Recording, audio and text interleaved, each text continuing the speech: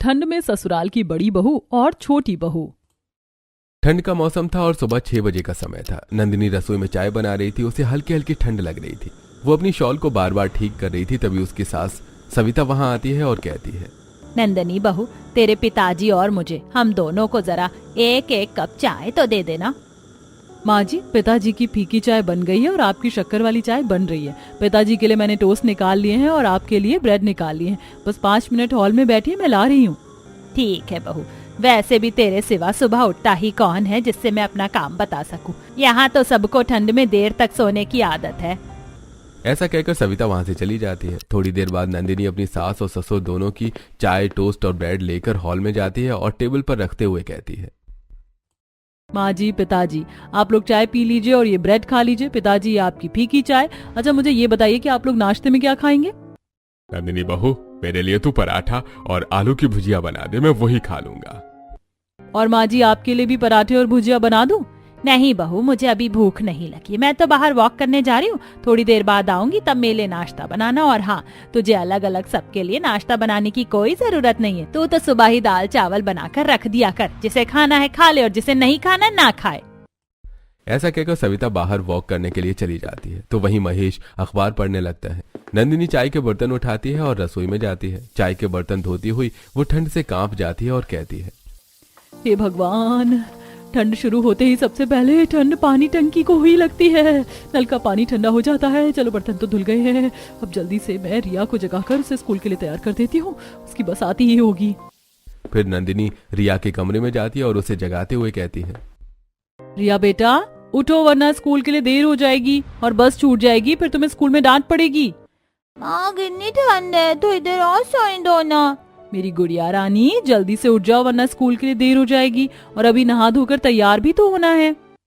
वो रिया को जगाती है, उसे नहला धुलाकर स्कूल के लिए तैयार करती है। फिर उसे नाश्ता दे देती है। तब तक उसकी बस आ जाती है। नंदिनी रिया को बस तक छोड़कर आती है। वापस आकर वो रसोई का पोछा लगाती है और फिर घर में झाड़ू देती है। उसके बाद नंदिनी अपने आप से कहती है, ये भगवान, कितनी ठंड लग रही है। 8 बज गए हैं, धूप निकल गई होगी। ऐसा करती हूँ कि छत पर जाकर बैठती हूँ। नंदिनी सीढ़ियां चढ़ते हुए छत पर जाती है और धूप में बैठकर धूप सेकने लगती है।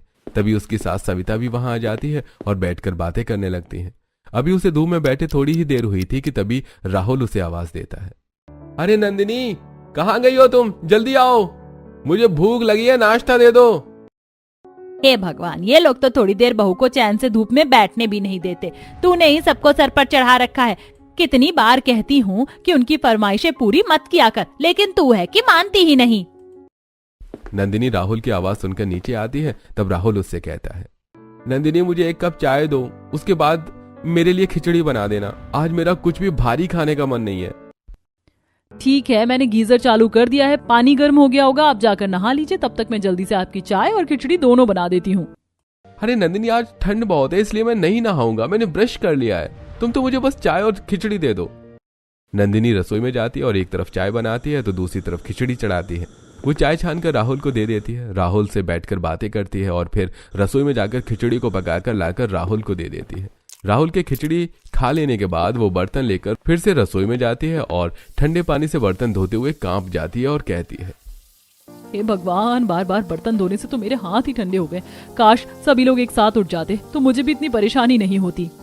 अब दिन के 10 बज गए थे। तभी नंदिनी का देवर विराट सोकर उठता है और कमरे से बाहर आकर नंदिनी से कहता है, भाभी, जल्दी से मुझे चाय दे दो और हाँ, चाय के साथ मुझे पोहा और सैंडविच भी दे देना। आप नहा लीजिए, तब तक मैं आपका नाश्ता तैयार कर देती हूँ। अरे हाँ भाभी, मैं भैया की तरह थोड़े हूँ, मैं तो रोज ही नहाता हूँ। बस आप मेरा नाश्ता तैयार करिए, मैं अभी नहा कर आता हूँ। तू तो ऐसे बता रहा है जैसे कि सुबह के 5 बजे नहा लेता होगा। अरे सुबह के 10 बज रहे हैं, इतनी लेट तो तुम लोग सोकर उठते हो। छोड़ो ना माँ जी, वो नहा ले रहे हैं, यही बहुत बड़ी बात है। नंदिनी फिर से रसोई में जाती है और विराट के लिए सैंडविच और पोहा बना देती है। साथ ही वो चाय भी बनाती है और टेबल पर लगा देती है। विराट नहा धोकर आता है और नाश्ता करता है। विराट नाश्ता करके चला जाता है। तभी सविता वहां आती है और नंदिनी से कहती है, बेटा, अब तू भी नाश्ता कर ले, काफी देर हो गई है। हाँ माँ जी, मैं नाश्ता कर लेती हूँ। अब नंदिनी टेबल पर बैठकर नाश्ता करने लगती है। तभी नंदिनी की नंद कोमल आ जाती है और कहती है, भाभी, मुझे कॉलेज जाना है, जल्दी से मुझे खाना दे दो, कहीं मुझे देर ना हो जाए। कोमल, अभी तो मैं नाश्ता करने बैठी थी। ठीक है, मैं पहले तुम्हारा ही नाश्ता बना देती हूँ, क्योंकि अगर मैं नाश्ता करूंगी तो तुम्हें कॉलेज के लिए देर हो जाएगी। अरे उसको चैन से नाश्ता तो कर लेने दो। एक तो तुम लोग समय पर उठते नहीं हो, उसके बाद अलग अलग उठते हो और खाने की भी अलग अलग फरमाइश है। बेचारी कितना करेगी। और महारानी, तुझे तो जल्दी उठ जाना चाहिए, कम से कम तेरा ठेका ले रखा है क्या किसी ने? ओ माँ, बस भी करो, जब देखो तब सुनाती रहती हो। ऐसा करती हूँ कि मैं बिना नाश्ता किए ही कॉलेज चली जाती हूँ। तभी नंदिनी नाश्ता लेकर वहां आ जाती है और कहती है, कोमल, माँ की बातों का क्या बुरा मानना, ये रहा नाश्ता, कर लो, फिर कॉलेज जाना, वरना भूख से पढ़ाई में मन नहीं लगेगा। थैंक यू सो मच भाभी। कोमल नाश्ता करती है और कॉलेज के लिए निकल जाती है। राहुल और विराट भी ऑफिस के लिए निकल जाते हैं। सविता हॉल में बैठी टीवी देख रही थी तो वहीं नंदिनी पोछा लगा रही थी। तभी पड़ोसन शोभना आती है और सविता से कहती है, सविता बहन, बड़ी खुश नसीब हो तुम, जो तुम्हें इतनी अच्छी बहू मिली। इतनी ठंड में भी सुबह उठकर सारा काम कर लेती है और आंगन से लेकर घर सब कुछ साफ करती है, वरना हमारी बहू को देख लो, 12 बजे सोकर उठती है वो। हाँ बहन, ये तो तुमने सच्ची बात कही। भगवान की कृपा से मेरी बहू बहुत अच्छी है। बस दूसरी बहू भी ऐसी आ जाए तो मैं गंगा नहा लूंगी। अरे दूसरी बहू से याद आया कि मेरी सहेली है निर्मला, उसकी बेटी का कॉलेज पूरा हो गया, सेजल नाम है उसका, बड़ी ही सुंदर और संस्कारी है। तुम कहो तो बात चलाओ। हाँ हाँ शोभना बहन, इसमें पूछने की क्या बात है, तुम तो बात चलाओ। अगले दिन सभी लोग सेजल को देखने के लिए उसके घर पहुंचते हैं। सेजल सभी को बहुत पसंद आती है और इस तरह विराट की सेजल से बात पक्की हो जाती है। 2 महीने के अंदर विराट की सेजल से शादी हो जाती है और सेजल दुल्हन बनकर विराट के घर आ जाती है। सेजल की आरती उतारकर कोमल कहती है, भाभी, दाहिने पैर से कलश गिराकर गृह प्रवेश कीजिए, हमारे घर में आपका स्वागत है। कोमल की प्यार भरी बातें सुनकर सेजल बहुत खुश हो जाती है। वो कलश गिराकर घर के अंदर आती है। थोड़ी देर बातें करने के बाद कोमल सेजल को कमरे तक छोड़ देती है और फिर सब लोग अपने अपने कमरे में जाकर आराम करते हैं। नंदिनी अपने पति राहुल से कहती है, सुनिए जी, रोज सुबह मैं 5 बजे का अलार्म लगाकर उठती हूँ, लेकिन आज मैं सुकून से सोऊंगी, वो भी बिना अलार्म लगाए, क्योंकि अब मैं घर की अकेली बहू नहीं हूँ, बल्कि अब हम 2 बहुएं हैं। आधी जिम्मेदारी मेरी और आधी मेरी देवरानी की। अरे नंदिनी, आज ही तो वो आई है और आज ही तुम उस पर जिम्मेदारी डालने की बात करने लगी हो। अरे 2-4 दिन तो बीतने दो, ऐसी भी क्या जल्दी है? हाँ जी, ये बात तो आप सच कहते। ठीक है, तो मैं कल का अलार्म लगा देती हूँ। अगले दिन नंदिनी सुबह उठकर रसोई में जाकर नाश्ता बनाती है। उसके बाद अपने सास ससुर को चाय और नाश्ता देकर रिया को जगाती है और स्कूल के लिए तैयार करती है। रिया को स्कूल भेजकर वो रसोई की सफाई कर रही थी, तभी सविता वहां आती है और कहती है, नंदनी बहू, सेजल बहू अभी तक उठी नहीं है क्या? नहीं माँ जी, अभी तक तो सेजल को उठ जाना चाहिए था। ठीक है, मैं उसे जगा कर आती हूँ। अब सविता सेजल का दरवाजा खटखटाती है और कहती है, सेजल बहू, अरे ओ सेजल बहू, सुबह के 8 बज गए, उठ जाओ। बहू को तो सुबह जल्दी उठ जाना चाहिए। ओह माँ, क्यों आवाज दे रही हो? सोने दो ना मुझे, इतनी ठंड में खामखा नींद खराब कर दिया। सेजल बहू, मैं तेरी माँ नहीं सास हूँ और तू अपने ससुराल में है। यह सुनकर सेजल चौंक कर उठ बैठती और कहती है, अरे माँ जी, मैं तो भूल ही गई थी, मुझे थोड़ा सा टाइम दीजिए, मैं अभी आती हूँ। थोड़ी देर बाद सेजल तैयार होकर रसोई में आती है। तब नंदिनी उसे देखकर कहती है, हाँ आओ सेजल, मैं तुम्हारा इंतजार कर रही थी। बताओ नाश्ते में क्या खाओगी? अरे भाभी, सुबह सुबह इतनी ठंडी में कहाँ कुछ खाने का मन करता है, जो सब खाएंगे मैं वही खा लूंगी। यहाँ तो सबके उठने का समय भी अलग है और सभी लोग नाश्ता भी अलग अलग ही करते हैं। नंदिनी ऐसा कह ही रही थी कि तभी कोमल आती है और अपने लिए नाश्ता बनाने का कहकर चली जाती है। नंदिनी उसका नाश्ता बनाने लगती है। उसके बाद सेजल देखती है कि कभी कोई आता तो कभी कोई आता। नंदिनी सबको अलग अलग नाश्ता बनाकर दे देती है। अंत में सेजल और नंदिनी भी नाश्ता कर लेती हैं। तब नंदिनी सेजल को ठंड से कांपता हुआ देखकर छत पर ले जाकर बैठती है और तभी पड़ोसन ममता उन दोनों को धूप सेकता देखकर कहती है, नंदिनी बहन, आज तो तुम्हें बड़ी फुर्सत मिली है। लगता है देवरानी आ गई है तो काम में बहुत मदद करवा रही है, इसीलिए तुम फुर्सत से बैठकर धूप सेक रही हो। अरे ममता बहन, तुम्हें ताने मारने से कभी फुर्सत मिलेगी कि नहीं? भाई मेरी देवरानी मेरे साथ तो काम करवाएगी ही ना। तुम भी ना नंदिनी बहन गलत ही सोचती हो। मैं तो खुश हो रही हूँ कि तुम्हारी देवरानी तुम्हारे साथ काम करवा लेगी और तुम्हें फुर्सत मिलेगी, वरना हमेशा तुम ही काम करती दिखाई देती हो। अच्छा ठीक है, अब मैं चलती हूँ, मुझे बहुत सारा काम है, तुम्हारी तरफ फुर्सत नहीं है मुझे। ममता के जाने के बाद वो दोनों आपस में बातें करती हैं और फिर नीचे उतर जाती हैं और फिर नंदिनी अपने काम में लग जाती है। धीरे धीरे सेजल की शादी को पूरा 1 हफ्ता बीत जाता है। नंदिनी रात को सेजल से कहती है, देखो सेजल, अब तुम्हारी शादी को भी पूरा 1 हफ्ता बीत गया है। अब तुम भी सुबह अलार्म लगाकर उठना और सुबह का नाश्ता और सुबह का काम तुम संभाल लेना। मुझे तो कई साल हो गए सुबह उठते। अब मैं सोच रही हूँ कि देवरानी आई है तो मैं थोड़ी देर तक सो ही जाऊं, तो तुम काम संभाल लोगी ना? हाँ हाँ भाभी, आप चिंता मत करो, मैं सुबह का अलार्म लगाकर उठ जाऊंगी और सब कुछ संभाल लूंगी। नंदिनी ये सुनकर बहुत खुश हो जाती है। वो अपने कमरे में जाती है और अपने पति से कहती है, चलो अच्छा हुआ, अब देवरानी काम संभाल लेगी और मुझे सुकून मिलेगा। अगले दिन सविता 9 बजे उठकर रसोई में जाती है तो देखती है कि रसोई में कोई नहीं है। अब सविता पहले नंदिनी का दरवाजा खटखटाती है और कहती है, नंदिनी बहू, क्या बात है, आज तू अभी तक सोकर नहीं उठी? अरे तेरे बाबूजी को और मुझे चाय चाहिए। ओहो माँ, सेजल नहीं उठी क्या? आप प्लीज उसे जगा दीजिए, उसने कहा था कि वो देख लेगी। वैसे भी आज मुझे बहुत नींद आ रही है। हे भगवान, दोनों की दोनों उठी नहीं है। ठीक है, मैं सेजल को जगाती हूँ। सविता सेजल के दरवाजे के बाहर जाती है और आवाज देकर कहती है, सेजल बहू उठ जाओ, बहुत देर हो गई है। सेजल बहू।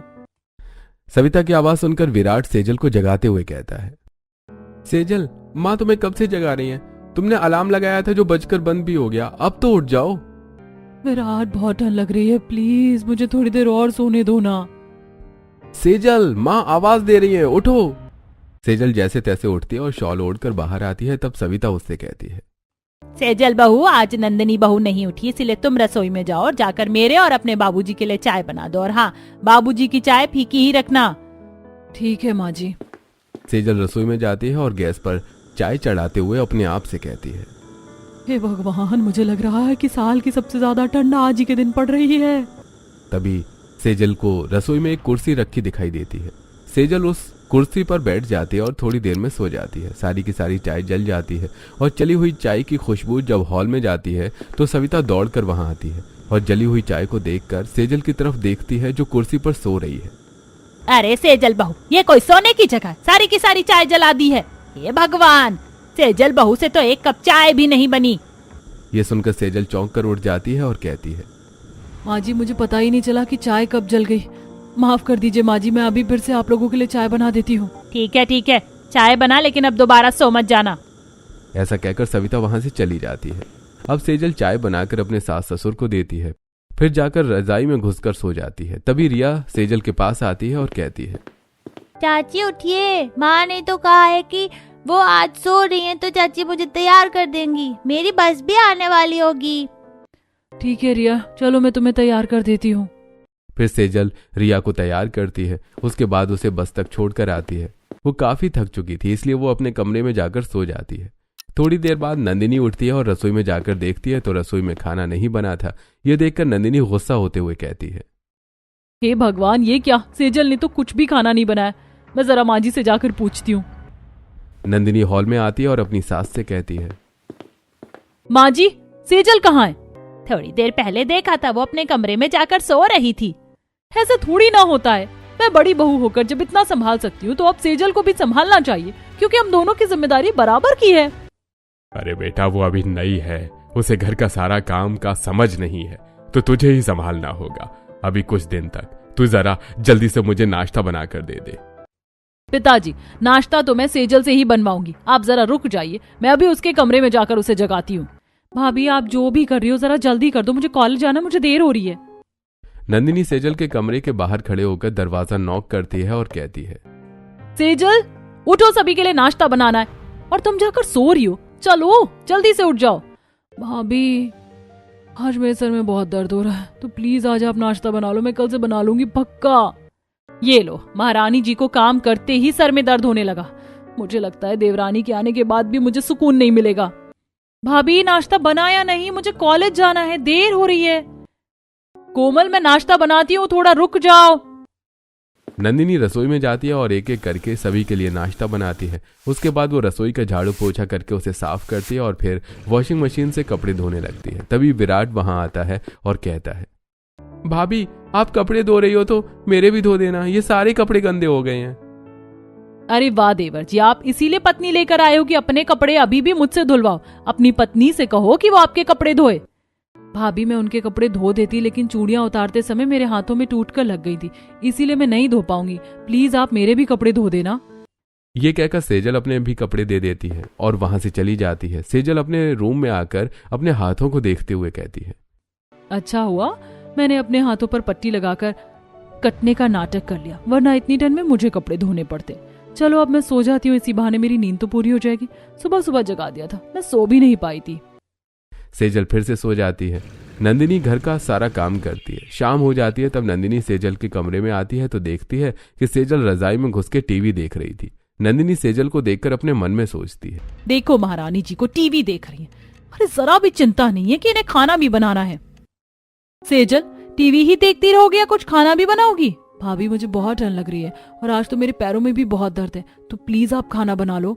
सेजल, तुम्हारे पैरों में दर्द है, खाना तो हाथों से बनाना है ना। अब चलो और रसोई में मेरी मदद करवाओ, मैं अकेले खाना नहीं बनाने वाली हूँ।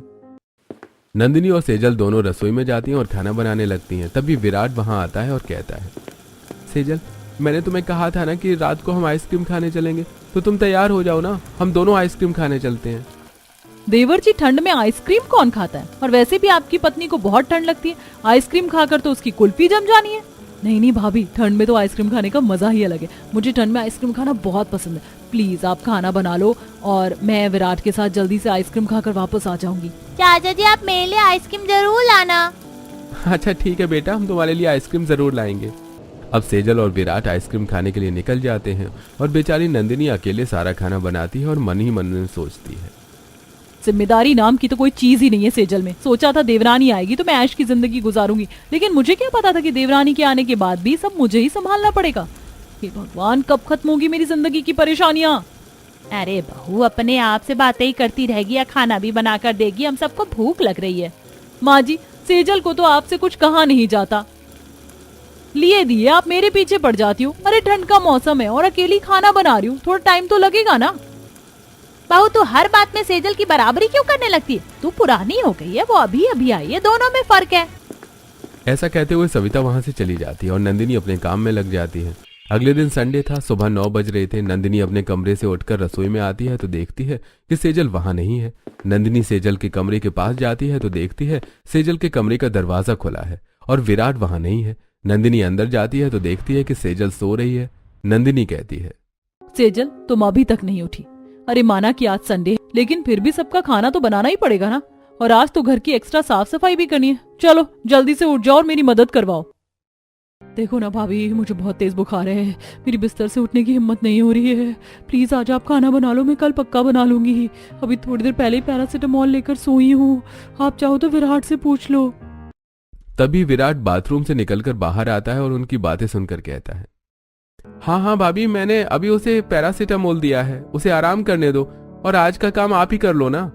नंदिनी गुस्सा होते हुए रसोई में आती है और काम करते हुए अपने आप से कहती है, मैं जानती हूँ कि सेजल के ये सब काम ना करने के बहाने हैं और उसने विराट को भी झूठ बोलने के लिए कन्विंस कर लिया है। सेजल ठंड में काम ही नहीं करना चाहती। आज तो मैं भी सबका नाश्ता बनाकर धूप में जाकर बैठूंगी और किसी का भी खाना नहीं बनाऊंगी। ऐसा कहकर नंदिनी सभी के लिए नाश्ता बनाती है और धूप में जाकर बैठ जाती है। सविता ये सब कुछ देखकर बहुत परेशान हो जाती है और अपने आप से कहती है, ये भगवान, मैं तो इन दोनों बहुओं के चक्कर में परेशान हो गई हूँ। लगता है अब मुझे अपनी ननद को इन सब चीजों को ठीक करने के लिए बुलाना होगा। मेरे तो बस की नहीं है ये। यही सोचकर सविता अपनी नंद सुभद्रा को फोन लगाती है और उसे सारी बातें बताकर कहती है, क्या बताऊं दीदी, मैं तो परेशान हो गई हूँ। छोटी बहू को हर वक्त नींद आती है, वो कोई भी काम ढंग से नहीं करती, और जब से छोटी बहू आई है तब से बड़ी बहू ने भी सारा काम करना छोड़ दिया। बस अब आप आ जाओ और आकर समस्या का कोई समाधान निकाल दो। अगले दिन सुबह की गाड़ी से सुभद्रा बुआ घर आती हैं। दोनों बहुएं उनके पैर छूती हैं और उन्हें नाश्ता करवाती हैं।